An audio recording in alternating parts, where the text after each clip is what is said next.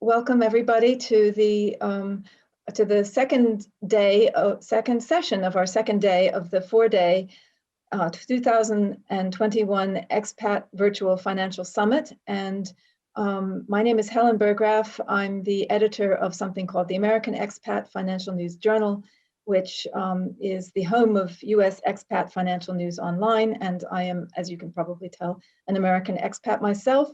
Our next guest today is, as I think you probably already know if you signed up for this event, is David Tompkins, who's president of TFG Global Insurance Solutions and Expat Financial. And he'll be talking about insurance considerations and options for expats.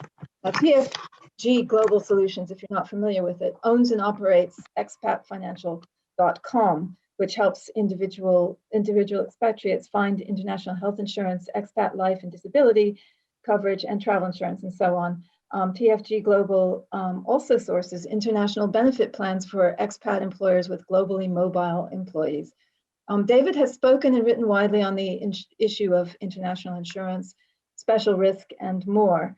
All these subjects, I guess you know, are quite in the news these days because of COVID, and everybody's just very conscious of their health and so on. Anyway, so welcome, David. How are you today? Well, very well, thank you. How about yourself? Okay, and tell us again where you're joining us from.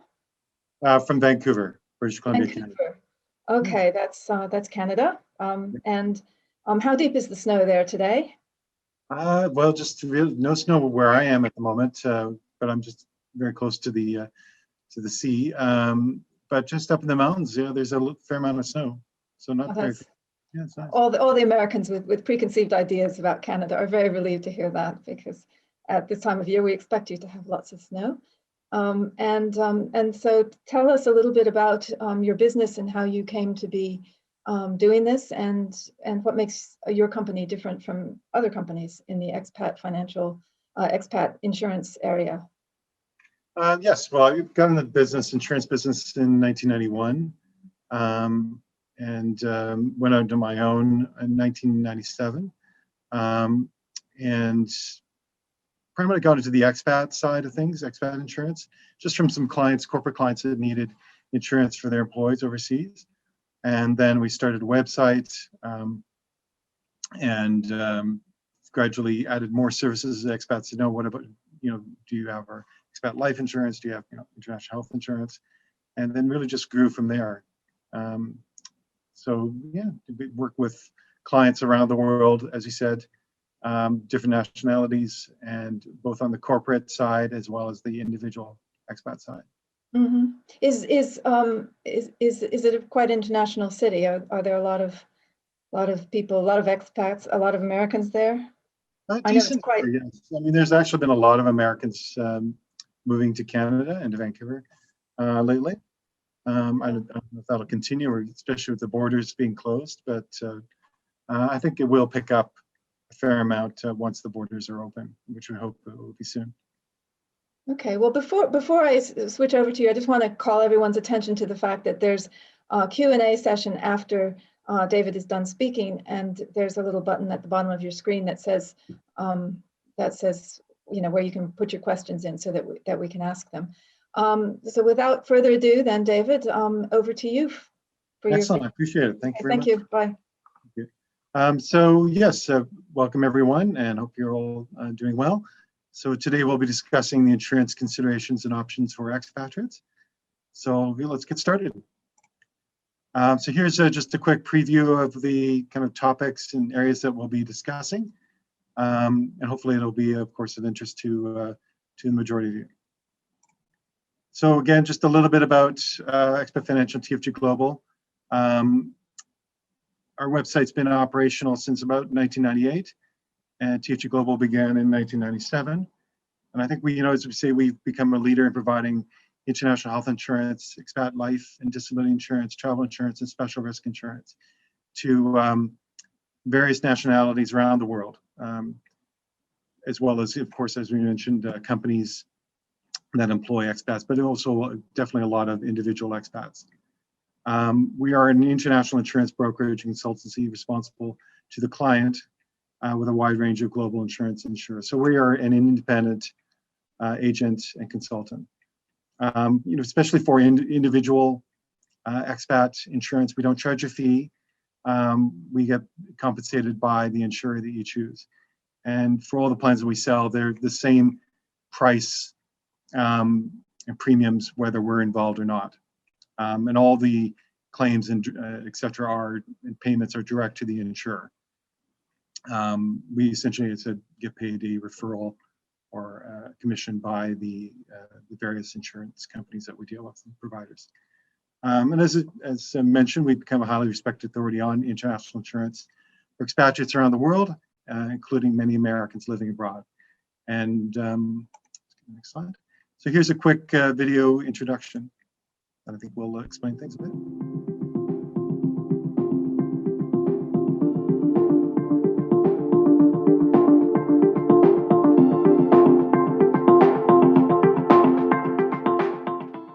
Hello there! Are you going global? If so, it makes sense to obtain insurance that will cover you and your family members globally. Expat Financial is an independent international brokerage that offers international health insurance, expatriate life and disability insurance, as well as travel insurance plans to both individual expatriates and expatriate employers. Expat Financial connects clients around the world with well-known and respected insurance service providers while providing excellent client support and service. Individual expats can also obtain a quote and apply for international health insurance coverage via expatfinancial.com. Expat Financial, a division of TFG Global Insurance Solutions Ltd, can also source special risk coverage for employees working in high-risk countries. Please contact Expat Financial today to discuss your global insurance needs. Remember, Expat Financial is your go-to expatriate insurance specialist. Thanks for watching, and bye for now.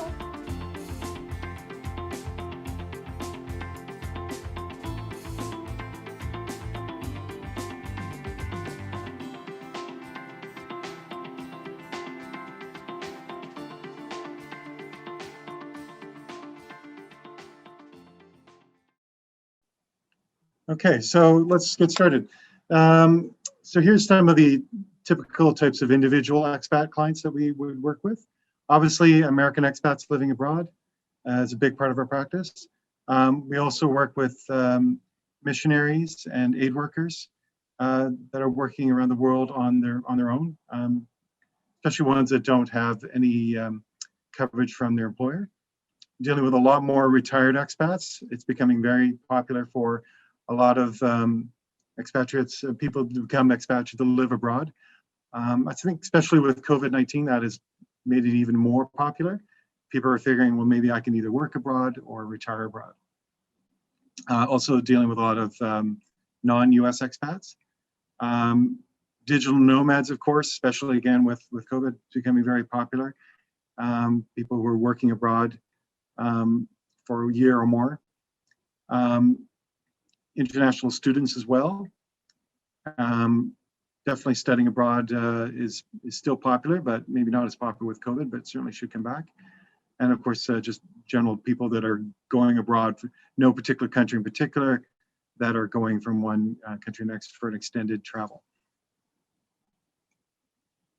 So just a quick overview of the plans that we are often able to source. Again, we'll start with accidental death and dismemberment, or AD&D, international health insurance, medical evacuation, repatriation, international life insurance, long-term disability insurance for expats, dental coverage, optical. Kidnap and ransom is usually something we primarily do on a corporate basis, but we don't get a lot of requests for it on individual expat basis, but if it is, it might be something that we can arrange if requested. So let's talk quickly about expat life and disability insurance. So again, critical for future expats or current expats who don't have adequate coverage from the employer. A lot of expat employers will not provide any coverage on this for expat life for disability. So, or they're on contract, for example, so they'll want to arrange their own. Obviously, as well as they have family members who are dependent on their income. So just because you're living abroad doesn't mean your life insurance needs go away. Sometimes living abroad can be a little more risky depending on where you are. Maybe the healthcare services aren't as good there.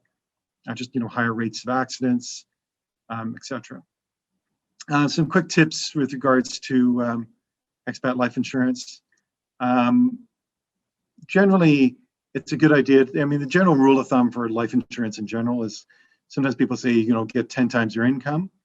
But generally, you'll want enough life insurance to, whether you're expat or not, to pay off your debts, any mortgages, etc. And then have a pool of capital that is, if invested, would basically provide a percentage of your income to your dependents for their life or for a set number of years. But quite frankly, there's tons of calculators, online calculators that you can get online that will, run you through basically like a quick needs analysis. It will tell you how much coverage you need. And generally, you want more than a little more than you need. But again, we do recommend if you have coverage back home, if you can keep it, you should definitely keep that life insurance. And most life insurance providers will let you keep it. But if you're going abroad and you're trying to get, for example, life insurance, or if you're already living abroad, life insurance from an American provider, since you're living abroad, you most likely won't be able to get it. So that's where you turn to an expat life or disability plan. Generally, the expat life insurance plans are more expensive. Well, in fact, they're almost always are more expensive than domestic plans. And you may or may not be eligible for domestic life insurance in the location that you're going to, especially if it's in the developing world. And with these expat life insurance plans, they're generally not portable when you move back home to your country's citizenship. So they're really primarily meant for people that are living abroad, and once you go back permanently to your country of citizenship, they won't be renewable, because again, they're offshore plans. They're meant for people that are living abroad. So for regulatory reasons, they can't be kept when you go back to your country of citizenship. So the next slide. Probably again, the biggest requirement for people that are living abroad is international health insurance, global health insurance. So why do expats need it? Primarily just to, peace of mind, obviously, reduce the financial risk of the unfunded medical claim for accidents or illness. More often than not, wherever you're going to in the world, the local plans may not be available for expats, or might not be available for a few years. As well, depending on where you're going in the world, the local health plan insurance plans might be substandard, undesirable, as well as the medical system there might be substandard. So you might only allow, for example, for public care, but not private care. And almost basically for international health insurance plans, they are there to provide access to primarily private care where you are, but also regionally and globally. As well, your coverage, your health insurance coverage back home almost always will not cover you abroad. For example, if you're on Medicare, our understanding is that the Medicare will only cover you in the United States, for example. It won't cover you abroad. As well, the medical costs abroad can be expensive. Obviously, United States is primarily where medical care is the most expensive in the world for a variety of reasons. But there are some countries around the world where medical care is as expensive, sometimes maybe more expensive than the United States. One couple of countries that would come to mind would be, for example, Singapore, China, Hong Kong. I would say, China has some very fancy hospitals and some quite expensive medical care there for expats, especially. So that's something to keep in mind. And as well, people will buy global medical insurance to help attain, obviously, medical treatment, keep up on preventative health care. So again, having good health care not only obviously pays for the medical claims, but it can help keep you and your family healthy. So we often get this question, should I get the local or international local plan? So basically local or an international health plan. Some expats will choose the local plan because of the lower cost, or sometimes it will be inexpensive, or it could be mandatory. But if you're able to, if it's allowed where you are, we obviously would suggest you look at getting an expat health plan. Primarily because the local plans primarily only will cover locally. And a lot of expats want to be able to get medical care somewhere, not just in that country, but regionally, globally back home as well. And again, as we noted before, local medical plans and healthcare may be undesirable, substandard, non-existent. Local plans might not be available to expats. As well, the local plans, if you get them, they're generally not portable. So if you go to, Botswana or to South Africa or to Italy and get the local plan there, which is fine. But if you move to another country, there's pretty much no way that coverage will go with you. Whereas if you had the expat plan in place, it should travel with you. It's especially important if you've developed a pre-existing, medical condition. It may be difficult to move from one country to the next if you don't have that a global plan already. And again, expats, as I said, like to be able to seek treatment regionally and globally, not just locally. So what to look for in an international health plan? Again, here's some key tips we'll give you. Obviously, you want a plan that is portable, that will go with you wherever you are. As well, a plan an international health plan that's going to give you access to a large network of health providers who can provide direct reimbursement with free choice of providers.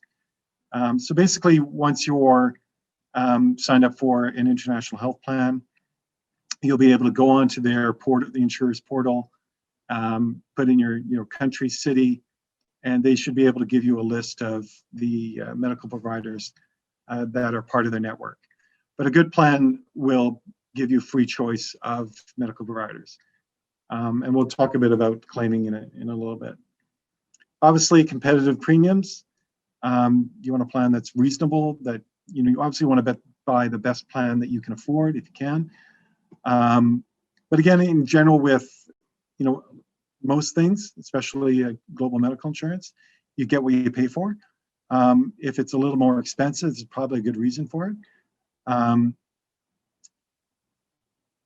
As well, the plan may or may not include, again, we'll get into it later, but basically with these global plans, they will cover you globally, including or excluding the United States. Another thing is obviously the ability to customize the policy with several deductible levels and co-insurance levels.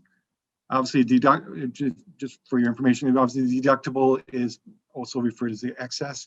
It's what you pay before the insurance kicks in. The co-insurance would be after the deductible, you pay a 10% or 20% of claims, up to a maybe set maximum. Obviously, as well with any insurance plan, you want a 24/7 claims service and support, along with online administration and support and communication. You want a plan that can reimburse you into pretty much any currency, that can deal with obviously multiple languages, and can provide a guarantee of payment if a hospital, for example, is outside of that network. As well, it's become more important to deal with insurers that have excellent technology, allow you to submit claims remotely, maybe via phone or app, because it's difficult these days to totally rely on the mail. For American expats, we often recommend a policy that will cover their treatment not only worldwide but back in the United States. But more often than not, a lot of American expats will choose a plan that excludes the United States. For example, maybe they're over 65, they have Medicare, or they are going to keep up their policy back in the USA. Another key component, especially for retired expats or expats who are older, is having lifetime coverage. So having a plan that will cover you for life as long as you're an expat. And again, with these expat plans, because they are offshore plans, they're primarily based outside the United States where the insurers are based. Once you go back to your country of citizenship, for example, the United States, for the most part, all these plans will not be renewable. And obviously the last point is you want to deal with a reputable provider that's going to be there for the long run.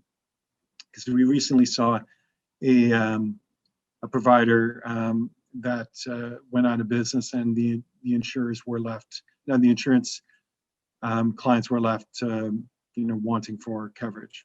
So you want one that's usually pays to get one with a really good name, reputation. I should a quick note with reputation. For example, one of our providers is Cigna International, but if you're looking up their and some of the others as well, if you're looking up ratings and reviews, sometimes people will go, they'll look at Cigna USA plans. And again, almost nobody's happy with domestic health insurance plans in the United States. So there's always going to be complaints, and no one's going to be saying how awesome they are. But there's a different rating, for example, for the expat plans that are run basically separately from their US operations. So keep that in mind. Part two of what to look for, kind of already dealt with that, which is freedom to choose your own medical provider. But again, one thing that's becoming really big nowadays is virtual healthcare or telehealth.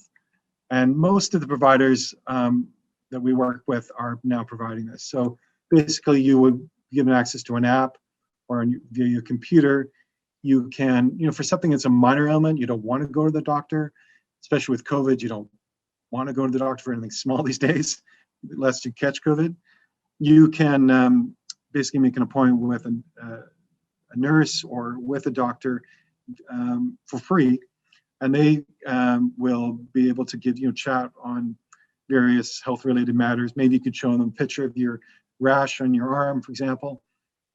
And in some cases, they could provide, depending on where you are, prescriptions, or at least direct you to a hospital for further tests or a medical clinic. But I definitely love the whole telehealth. It's to the advantage of you as the expat, but also to the insurer, because I think it maybe helps them avoid unnecessary trips to a doctor or hospital. As well, again, we generally recommend a plan that's going to cover you back in your home country for short visits. Because especially if someone gets a medical issue that is quite serious, they may want to get treatment back home. And ability to submit claims and monitor a plan via phone or computer. And as I already mentioned, for American expats to get a plan that covers them back in the United States. So a key topic, how to lower your global medical premiums. Obviously the big one is getting, forgive the pun, is a large deductible. The bigger the deductible, the lower your premium, because you're taking on more of the risk. A lot of expats will also just get inpatient plans. So with these global plans, the base coverage will generally be a hospital-only plan. So just cover you for hospital-related expenses. They may live in a country where outpatient costs, pharmacy costs are very cheap. So they'll say, well, I just want to cover something, the big claims. So that's definitely a good tip, I think. Obviously, you can get a basic, entry-level plan. Most of the plans will be like a silver, gold, platinum. So you might just get the silver plan. That's, more than adequate depending on where you are. Some, of course, will exclude the United States for medical treatment. With these global health plans, the cost will definitely rise if you include the United States. But actually for American expats, for some of the insurers that we deal with, the cost to include the United States is actually quite inexpensive. And it might only add, 20% to your cost instead of 50% if you're a non-US citizen expat. Coverage for pre-existing conditions with no medical questions and enrollments. There are some plans out there that have no medical underwriting because they will not cover pre-existing conditions. And I'll talk about pre-existing conditions a little bit more because I know that'll be an obvious question. Paying premiums annually. For some plans, if you pay monthly versus annually, you're paying about 10% more. So if you can't pay annually, I recommend it. Obviously, I was a bit biased, but obviously dealing with a broker such as ourselves. If you're a family with, two adults and maybe 2 dependents, children, sometimes some of the providers will provide maybe a 5%, maybe 10% discount. So something you should ask for if possible. So how are international plans different from US-based plans? Basically, long and short of it is that these expat plans are offshore plans. They're not COBRA, HIPAA, or ACA compliant because they are based for people living abroad. You can generally apply for these plans, at least get a quote apply, or you can quote anytime, but you can apply up to about 45 days prior. And generally the policy start date will be the day that you leave your country of citizenship. With these international health plans for expats, for individuals, the coverage is subject to medical evidence and approval by the insurer. So your pre-existing conditions may be covered. They might not. They might issue an exclusion for that condition, or it is possible they would want additional premium, or they might unfortunately decline to cover you outright. In that case, you might go to another provider to see what they can do. But there are some conditions where basically all these individual providers will not cover a pre-existing condition. If you're a part of a global benefit plan from an employer where they have 10, 20 employees, for example, these health plans will, because they're spreading the risk amongst many people, they're able to cover pre-existing medical conditions. And again, you can choose with these individual expat health plans, you can choose basic or comprehensive coverage. You don't have to get the most comprehensive plan if you don't want to. Expat plans are for expats only and are not renewable, as I said, when you move back to the US permanently. And I already covered that last point. So for international health insurance plans options, as I've noted before, the inpatient hospital coverage is mandatory. But you are able to add outpatient coverage, which is, going to see your doctor for getting some scans, for going to a specialist, for example, X-rays, prescription medications, for example. A lot of people like to add wellness, which would be like pap smears, going for a checkup, for example, those types of things. Not a lot of expats will add dental or vision, but some will. Dental will be like, your routine dental visits, restorative, crowns, bridges, orthodontics. Vision will be, maybe a set amount for glasses, contacts every year, as well as eye exams. Medical evacuation is a key one for a lot of expats. Sometimes it will be required. And that will be primarily if you're in a place where, possibly the developing world, where you are not able to be treated locally, as determined by obviously the attending physician as well as the insurer. You might have to be medically evacuated to the nearest area or country where you can receive adequate care. So generally with medical evacuation, you can't choose where you want to be evacuated. If you're in somewhere, again, third world or developing world where they can't treat you, they're not going to necessarily evacuate you all the way back to the United States. They're going to evacuate you, again, the nearest country where you can receive adequate care. And that always has to be approved by the insurance provider. And again, plans that cover you globally, including or excluding the US. So again, when you're choosing a global medical plan, there are some plans that are, for example, might be just Africa only, or they might cover you in that country only as well as you back home. But for the most part, they are covering you globally, excluding or including the United States.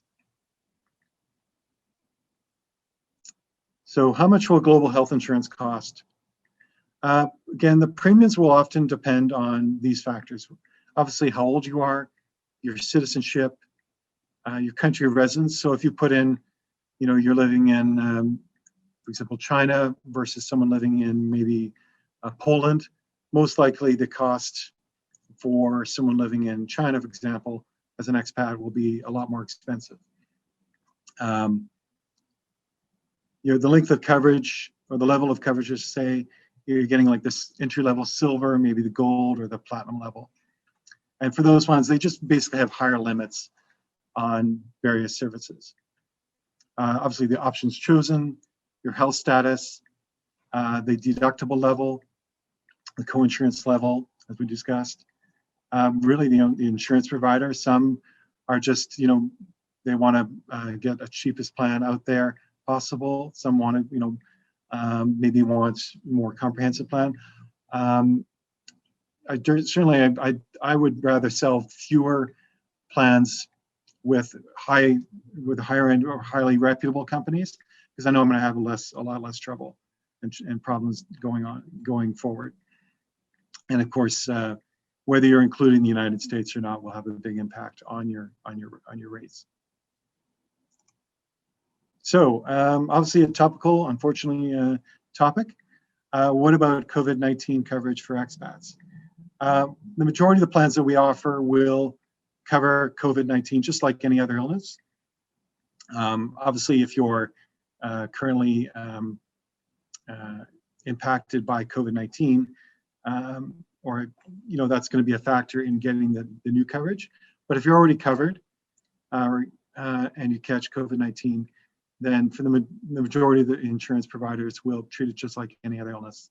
So that's awesome. But there are some plans out there in the market that have a kind of a blanket pandemic exclusion. Some they've chosen not to use it, but some have.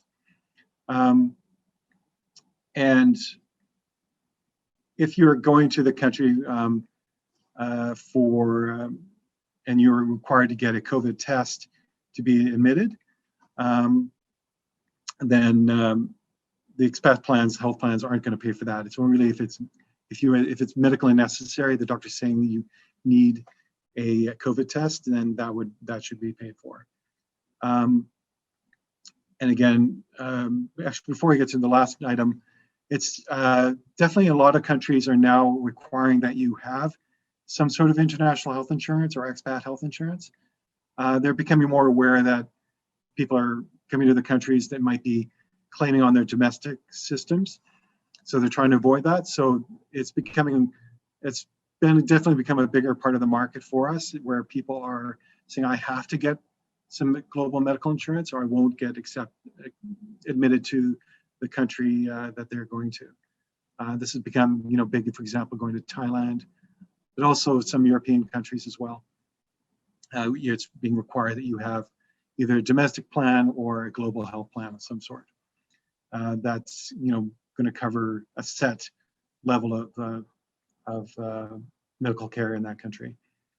And again, with COVID-19, it has become, we've seen it in some claims, especially on the corporate side, where it's difficult sometimes to evacuate someone because of the pandemic. Because, you know, for example, someone could be in Democratic Republic of Congo, they need to be evacuated to for medical services in, for example, Johannesburg, South Africa. But because of the pandemic, it's not necessarily easy to be evacuated. So it can be difficult in the situations. You might not be able to be evacuated because of the pandemic and restrictions on travel. So just kind of a grab bag of things that we can quickly discuss. Maternity, primarily for these international individual expat health plans, they will have an exclusion for maternity. Well, all of them will have an exclusion for either 9 or 12 months. So if you are planning to become pregnant in the future, get a plan that will cover maternity and be aware of that 12-month waiting period, because we often get requests saying, I'm pregnant, I'm moving abroad, and unless you're on a corporate plan, you're basically not going to be able to get a plan that covers maternity because of that 9 or 12-month waiting period, and it's not something that they'll take out. Another big one is pre-existing conditions.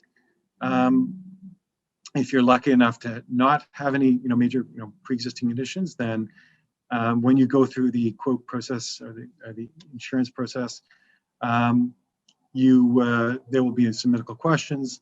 It goes to the underwriters, they decide. And again, there are some pre-existing conditions that they just either can't cover or they will have to, unfortunately, decline. But more often than not, they'll issue an exclusion. Like if you had a bad back, for example, they will most likely issue an exclusion, but it's one of those, try not to throw the baby out with the bathwater. I generally recommend, see if they will remove that exclusion. There's no harm asking, and we can assist in that regard.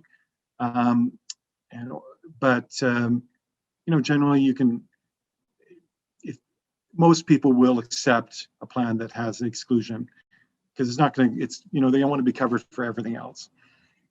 And again, with declines, which are obviously unfortunate, we can always go try another provider, and I can provide, one of my associates can provide their best opinion whether a condition will be covered or not. But again, there's usually no harm applying. With claiming, that's always done direct to the insurer. Generally, if someone needs to claim on their international health insurance, especially if they're going to a hospital, they will want to call the provider, or someone should call the insurance provider as soon as possible. Maybe they're in that medical network, so they can show the card, which is awesome, and have everything paid directly to the insurer. If they're not, they can call and get a guarantee of payment, or they can, if it's a small claims, generally outside a hospital, for the most part, you will pay that and just submit the claim via the computer or via post, and have it paid direct into your bank account. But again, generally, especially with a hospital or a large expense, it's usually either required or a good idea to have that pre-certified. So how do I get a quote? Hopefully I have enough time, but basically they can go to our website, so give you a quick overview, look at our individual plans, international health insurance, expat life insurance, some of the plans we have online. Some they would just create a quote request, fill in a quote request and submit it to us. But for some of the individual plans, sometimes there's so many options available, a multitude of premiums, depending on, again, your age, deductible chosen, options, level of coverage, all that. They might just go here, our website, scroll down, look at one of the plans that we offer. Cigna is probably our most popular. GeoBlue is really good, very popular with American expats. Allianz is very good. We have a few others as well. But basically, probably the most popular would be the Senior National. And again, as I noted, the premiums are the same whether you're dealing with us or not. And it's all direct, all the claiming, premium payments are direct with Cigna once it's established. Again, they might enter their name, so I don't know if we have time, but Joe.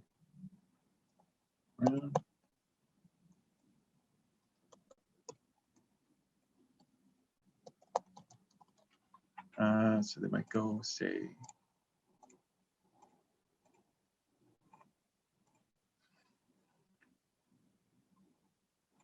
I'll just put in a number. So say I'm an American citizen. So they usually will ask which state you live in, for example. Some do, some don't. So which country? So we'll just say I'm going to live in Argentina. Are you currently in the States? We'll say no. And you can add your dependents.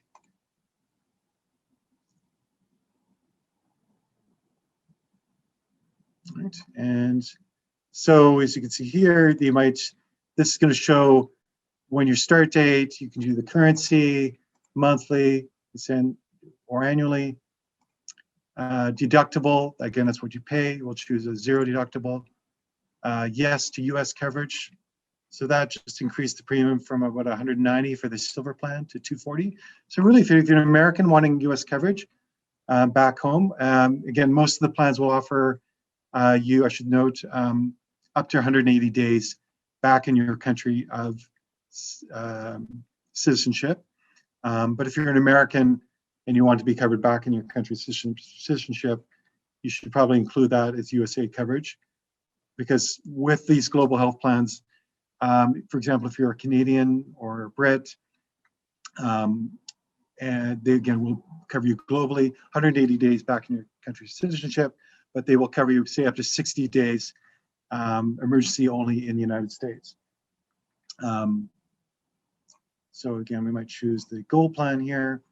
Again, limits, obviously provide inpatient, day patient care, cancer care, some mental health care, routine maternity for that, but none for the silver entry level. So let's select this one. And again, you can add your outpatient care. We'll add that. Again, with a small deductible. International evacuation, health and well-being, vision and dental. It gives you an idea for this person born in 1982. They're going to be paying about $482 per month. But again, if we took that US coverage out of the equation, that will reduce your premium about 10-20% thereabout. So hopefully that helps. Here's a list of some of the insurance providers that we deal with: Cigna, Expatriate Group, William Russell, Geo Blue, Tegra Global, IMG, Allianz, Now Health is another one. So we deal with a range of ones. So even if you contact us, we can try to give you our best opinion. You can maybe apply for 1 or 2 of them and see how it comes out. So again, I tried to make this as short and sweet as I could. Again, just a quick review of what we do. Expat group insurance, special risk insurance, individual expat life and disability, global health insurance, travel insurance. One thing I didn't discuss, but I should have, is that generally if you're going abroad for a year or more, that's where you are considered an expat. We don't recommend that you get travel medical insurance unless you're just going for a short period of time. You're keeping your health insurance back home in the United States. If you're going abroad for about a year or more, it's definitely recommended you get a global health plan, because the travel insurance plans are primarily emergency only. They just patch you up, expect you to go back home, whereas a global medical insurance plan is for people that are living abroad for 12 months or more. They're assuming you don't have coverage back home. They're there to pay for not just emergency, but non-emergent, but also things that are of a chronic nature or non-emergent nature. So again, hopefully a good tip that I should put a slide on, which is if you're going abroad for 12, especially 12 months or more, make sure you get a global health plan, not a travel insurance plan. So, and there's our contact information. Our general email is, again, the info@TFG Global. Our primary site for expats is, as I noted, expatfinancial.com. So I'll turn that over to see if if anyone has any questions. Yes, hi. That was very interesting. Yeah, there are a few questions. And one of the questions that we got a lot of, I'm afraid, people couldn't hear the part that was the kind of movie, the film. There was no sound to it. Is that video? Oh, yes. But is that video available on your website or someplace? Yes, it is. Sorry about that. That's all right. Well, there was no way to really you know, I mean, perhaps I should have done this, but I didn't. Oh dear, what have I done? Oops. Okay. Anyway, but you know, the pictures were good, and I think the rest of the presentation was very thorough. So there were some questions. Let me just get to them because there've been a few that have come in most recently. One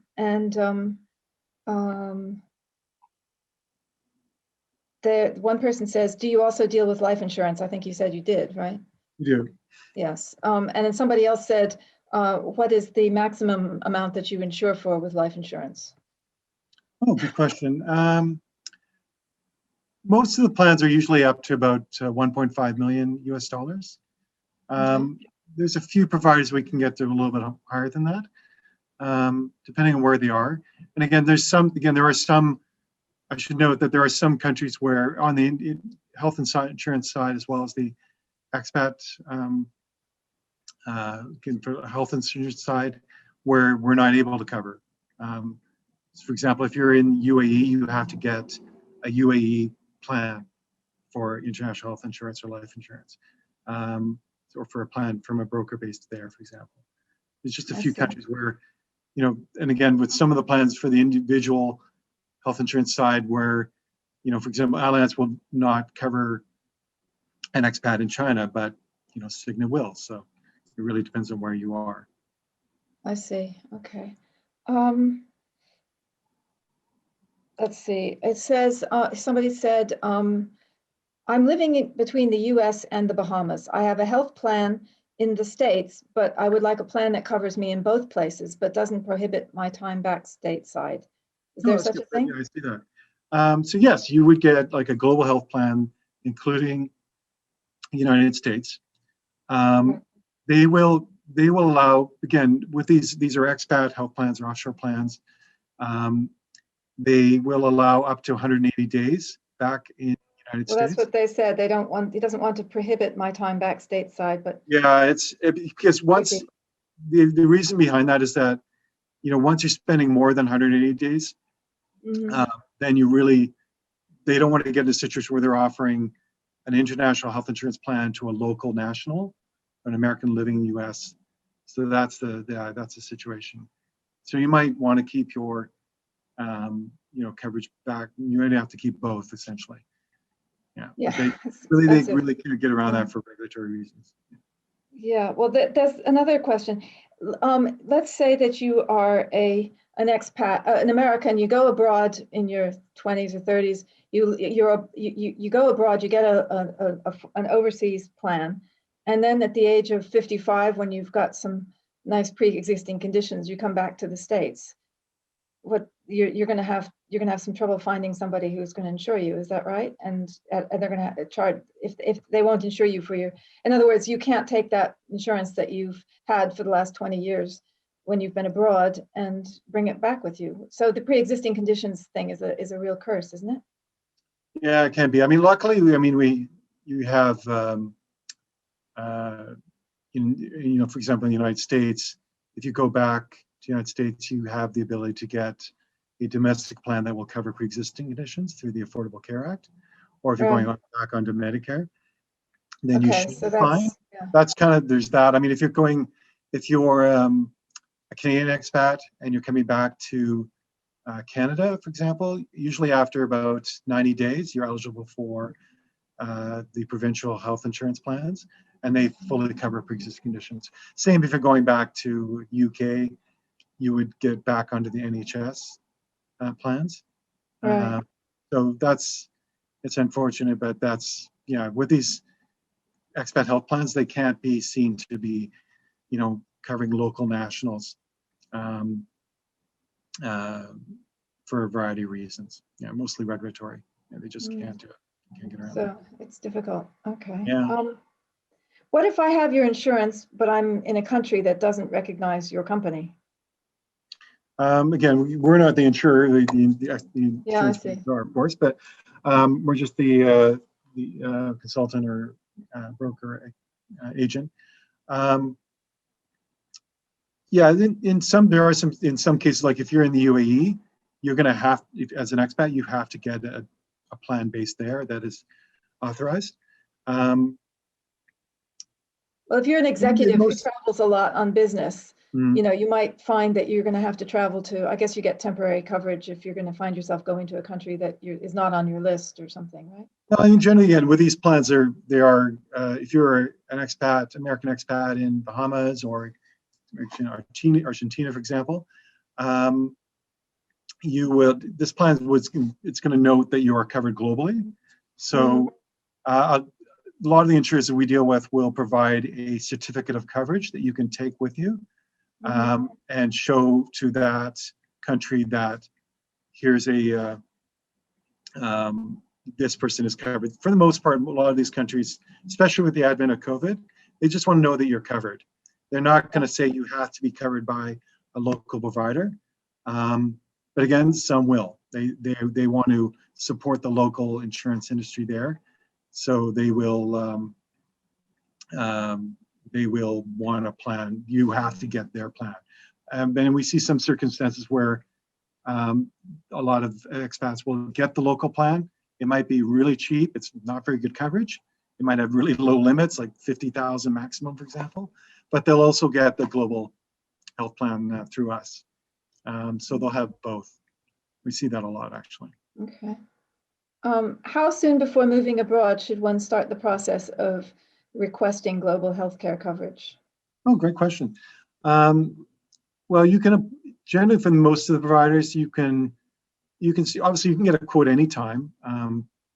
There's no problem. A year in advance. We get lots of people, I'm going away in a year or two. I just want to get a quote. But you can't apply really until 45 days prior. That's general rule for most of the insurance providers that we deal with. And then usually the coverage will start the day you leave your country of citizenship. And I should also note, a quick note, that if you're an expat, you're covered with a decent, global health plan.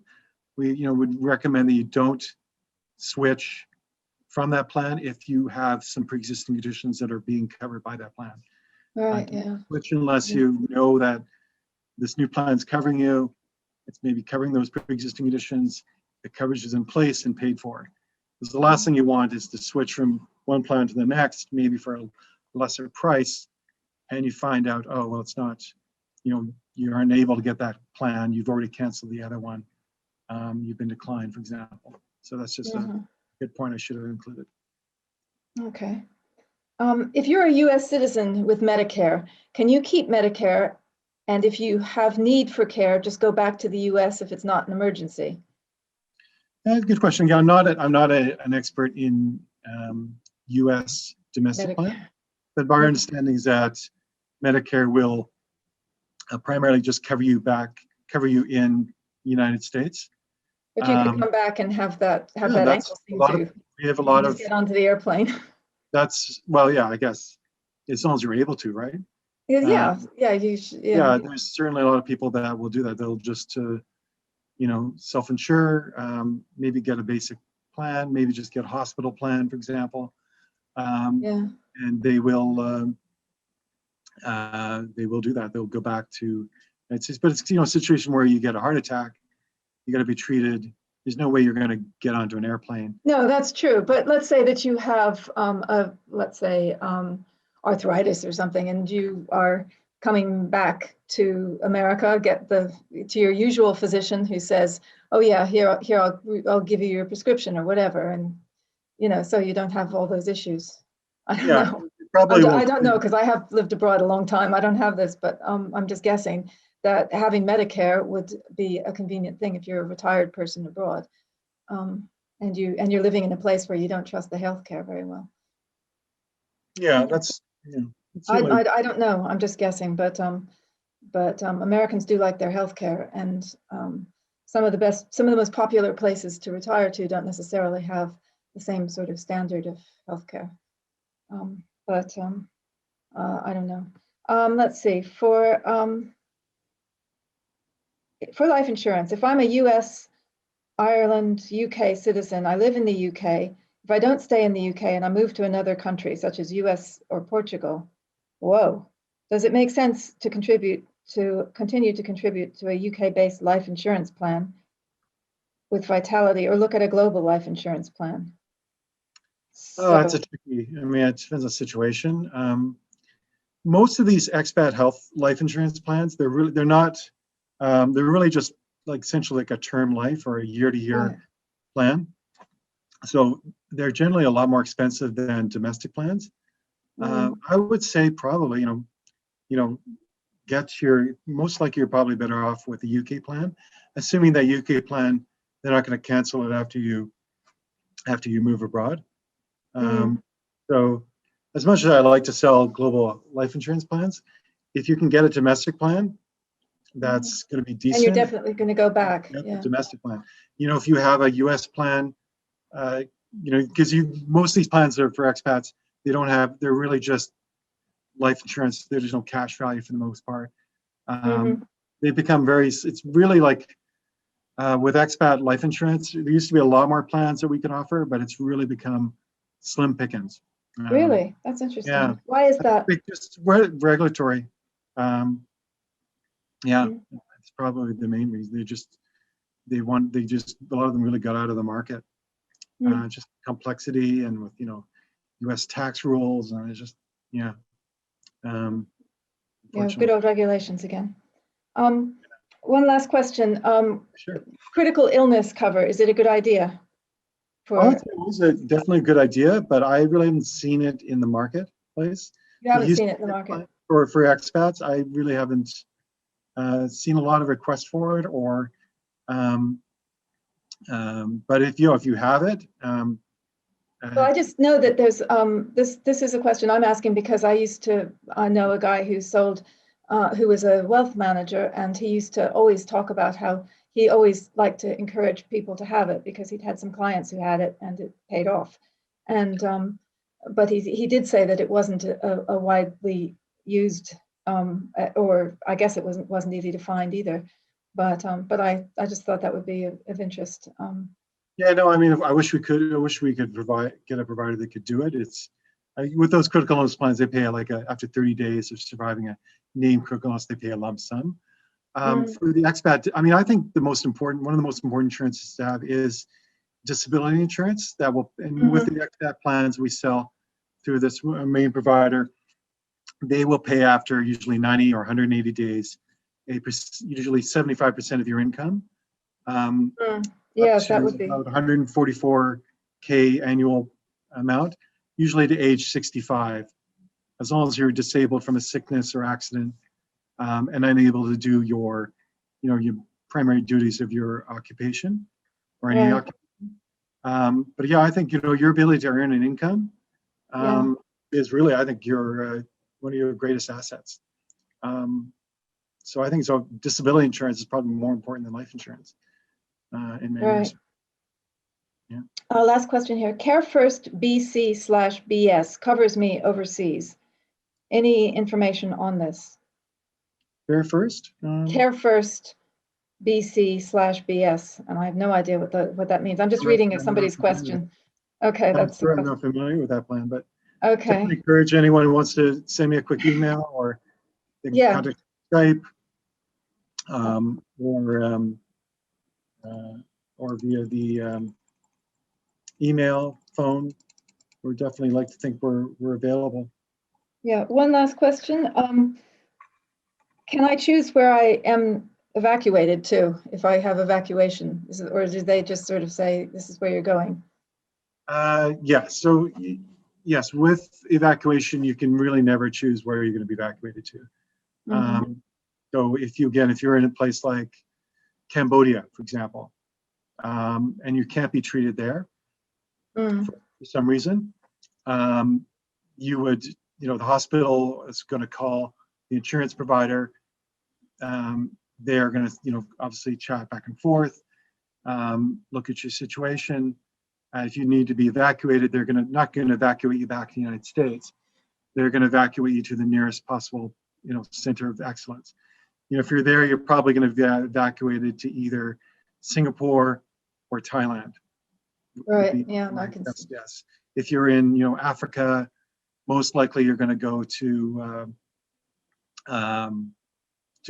South Africa. They have excellent provider. If you're in the Caribbean, especially as a U.S. expat, you would probably want to get a plan that includes the U.S. if you can, because if you're not able to be treated in Bahamas, for example, or Barbados, where are they going to evacuate you? Most likely Miami. So you're going to want a plan that Covers you there. includes the United States. I know it costs more, but depending on the provider you choose, and we can support in that regard, it might not be all that expensive to include the U.S. But if you're a Canadian expat or a UK expat in Bahamas, some of them will not choose the U.S. to include the U.S. in their plan because of the cost. But if you can't afford it, and we definitely recommend that you do it. Okay, one more, if that's okay, if you don't mind. Somebody has reposted this question. The one it's Blue Cross and Blue Shield is the one. Care First Blue Cross / Blue Shield covers me overseas. Any information on this coverage? Blue Cross Blue Shield? Yeah, so that's probably a domestic plan in the United States, which we're not an expert on. Yeah. I mean, if they're doing covered. it, they're covering it. If you can, yeah, and you're happy with it, and you've read through the fan, then sure. I guess. Okay, and one other person who says, "I'm trying one more time. Please reposting this." So let's do this one for them. Awesome. Can you make any generalizations about common pre-existing conditions? For example, type 2 diabetes. What is the likelihood of being denied? So, are there general diabetes? Well, or just, I guess, yes. I guess that person with type 2 diabetes, they want to know if they're going to have trouble getting overseas health insurance. And are there any other pre-existing conditions that could be problematic? Oh, it's a tricky one. Again, I'm not a medical expert, I'm just an insurance guy. But from experience, diabetes is a definitely difficult one. I do see a decent number of declines for that. Do you really? I have seen some plans that have covered it, or they've covered it as an exclusion, or haven't covered it, but they've covered it for everything else, or they've asked for a premium loading. Could be 50%, could be 100% premium loading. So it's unfortunate. I mean, we do get people to decline. We do have people that are kind of some of the common. We had somebody the other day who had HIV, and that's just we tried to get them coverage with several providers, but they all said that was a decline. What's some other condition? I mean, someone has high blood pressure. More often than not, they'll cover them. They won't provide an exclusion. Or if they have asthma, I think generally if they have a bad back, or neck, they more often than not will just want to put an exclusion on that. Unfortunately. One of the things that there's this trend towards Americans to retiring abroad. I'm sure you're aware of. It does sound like there's going to be a lot of Americans who are not going to have their insurance when they go abroad, and they're not going to have their Medicare either. So that's going to be an interesting thing. Maybe this is something maybe some of your suppliers would be interested in developing a special policy for kind of the Americans that are going abroad. Yeah, it's tricky because you're not a group, you're not spreading the risk. You see, we have. Yeah, of course, yes. Yeah, I mean, if you're an individual expat, like American going abroad, if you can go on your company expat health plan, definitely do that. You're always going to be better off. It'll be obviously the employer is most likely paying for it, or you're maybe only paying a portion of it. But a good global benefit plan is going to cover pre-existing conditions. It's going to have better coverage. Yeah. So if you have if you're able to do that, we recommend you don't get an individual plan. Always go on the corporate global plan. But it's always unfortunately we get people that they have a pre-existing condition we go to several insurers and they all decline. Unfortunately, it's definitely Okay, well, we've used up our time and then some. Thank you so much, David. That was very interesting, and I think everybody learned a lot there. And thank you to all the expats who sent us the questions and who participated. Our third speaker of the day here at 2021 Expat Virtual Financial Summit will be Monty Silver, founding partner of Silver & Company, and that will be in about an hour's time. So in the meantime, do go to expatsummit.com to see the whole schedule and register if you haven't already. And don't forget to register for the American Expat Financial News Journal's weekly bulletins too. Anyway, but for now, it's goodbye. And thanks again, David. Take care. Ellen, it was a pleasure, and good luck to everyone, and stay well, of course. Bye-bye. Yes. Bye.